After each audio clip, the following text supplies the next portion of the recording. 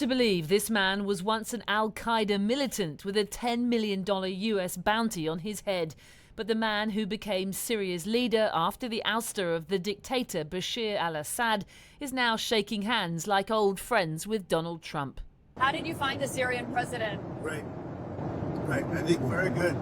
Young, attractive guy, tough guy. You know, strong pass, very strong pass fighter.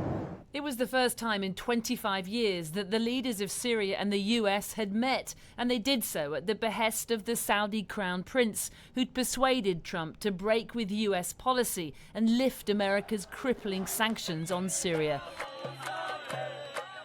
Cue elation on the ground in Damascus, where the lives of ordinary Syrians have been shattered by years of civil war and American sanctions that have choked its economy for more than 4 decades.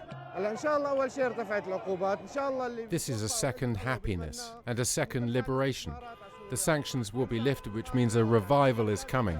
No more economic crisis.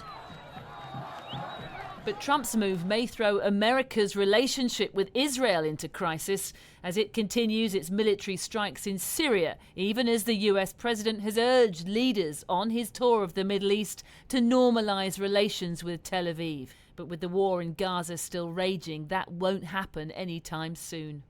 What's been happening in Syria is you've had a lot of provocative sort of actions by Netanyahu's government, bombing randomly there, calling for sanctions, calling for designations. But that only invites a failed state, that only invites Iran and ISIS to re-emerge in Syria. President Trump decided to go the other way, to go towards a Syria that is stable, a Syria that is at peace with its neighbors, and a Syria that's free of Iran, China, Russia, ISIS, etc. Then it was on to Qatar, another Middle Eastern state dripping with oil and riches, and today a caravan of camels, a place that Trump 2.0 can't help but be drawn to. But it hasn't always been that way. The nation of Qatar, unfortunately, has historically been a funder of terrorism at a very high level. We have to stop the funding of terrorism. And yet here he was, sitting side by side with Qatar's leader, making nice. But we've been friends for a long time, and this is an outstanding man. But the meeting was less about foreign policy and more about business deals, as Trump announced Qatar would buy $200 billion worth of Boeing planes, though the White House said it was half that amount. It's the largest order of jets in the history of Boeing. That's pretty good. But there was only one jumbo jet story in town, the gifting of a $400 million luxury plane from Qatar that Trump insists he'd be a fool not to accept.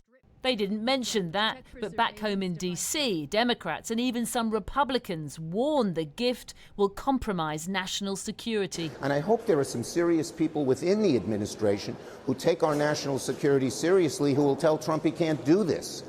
But it's outrageous. I don't know that if we can have an honest appraisal of their human rights record and decisions on arms sales if we're receiving $400 million gifts from a country, so I'm not for it. But Trump just can't resist. How could he?